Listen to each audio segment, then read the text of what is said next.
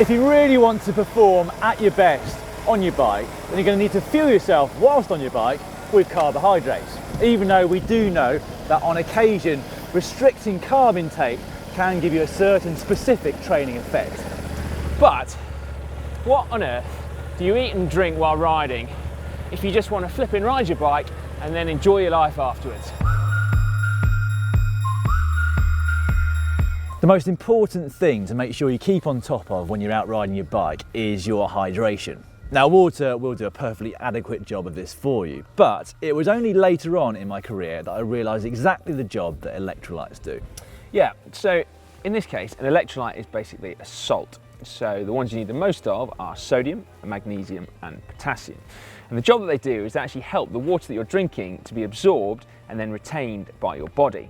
Because you see, the problem is when we exercise, we get hot and therefore we sweat in order to keep cool. Some of us more than others.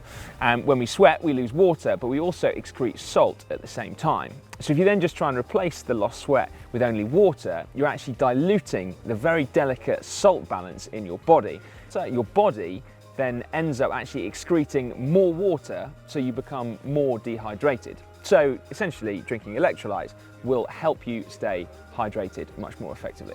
Yeah, and that's a really good thing. As anybody who's ever had a hangover will tell you, feeling dehydrated is not a good feeling at all. Oh, and also, a very simple electrolyte tablet like this might sound stupid, but I'm being serious, will add some flavour to your water. So if you are somebody that generally finds they get bored with just drinking water, simply plopping one of those in will probably mean that you're going to drink more than you would do otherwise.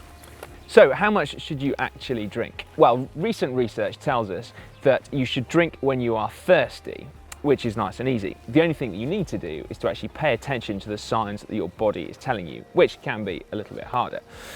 Roughly though, depending on the conditions that you're riding in, you should probably look to drink between 500 millilitres and 1 litre per hour. Right, well, I don't think anyone then is going to argue about the importance of water, hopefully, but what about carbohydrates? Yeah, well, let's leave aside restricting carb intake to try and improve your training response to endurance training. Let's talk about what you need to eat to enjoy riding and get the most out of it. Yeah, actually, if your ride is going to be less than 90 minutes in duration, then really you don't need anything at all. That is because your body is capable of storing enough carbohydrates to fuel you through a ride of that duration, no matter how hard you're going.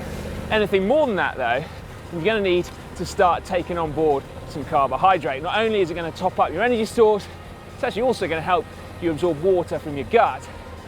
You want to look for about 2 servings of carbohydrate per hour. Exactly what those servings are does depend on you. You could have a bottle of energy drink and a bar. You could have a cereal bar and an energy gel. You could have a jam sandwich and an energy gel. Yeah, you could have any of those, but the bottles of energy drink are a really good idea. And that is because you're already going to have the bottles on your bike, so it will mean that you're not actually having to carry much extra. After all, it can be quite annoying to be out on a ride with your pockets stuffed full of food. Yeah, now this is all a vague generalisation because exactly how much you need to eat does depend on rider to rider. It has actually no bearing on performance either, mind. You only have to look at riders in the Tour de France to see the vastly different amounts that they eat whilst on the bike, and that's even compared to each other.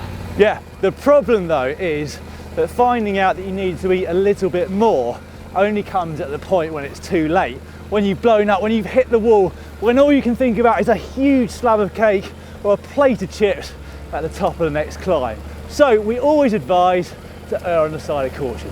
So here's a question. What do we take with us now when we're out riding? Well, my favourite type of riding is about 2 hours really hard. And I take a bottle of energy drink and an energy gel because it's convenient. It stops me hitting the wall and I can get the most out of myself for those 2 hours. Yeah, I on the other hand have quite a varied regime. So often I'm doing very short rides of an hour or less, in which case I don't take anything at all. But occasionally I'll do a very long ride at a weekend, at which point I'll take a good couple of bars, a couple of gels, 1 bottle of energy drink and 1 of water.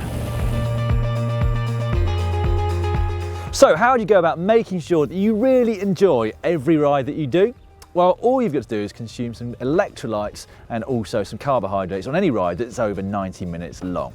It really is as simple as that. Not rocket science at all. Or at least it doesn't have to be. No, it doesn't. Now, we mentioned earlier on about restricting carbohydrate intake for training. Well, if you click just up there, then you get straight through to a video all about that subject. And just down below it, while we've just told you about what to eat on the bike, that one is exactly what not to eat on a bike, and it's definitely worth a watch. Yeah, smoothly said, Si. And in the middle here, there is a globe, and what that does if you click on it is allows you to subscribe to GCN for free.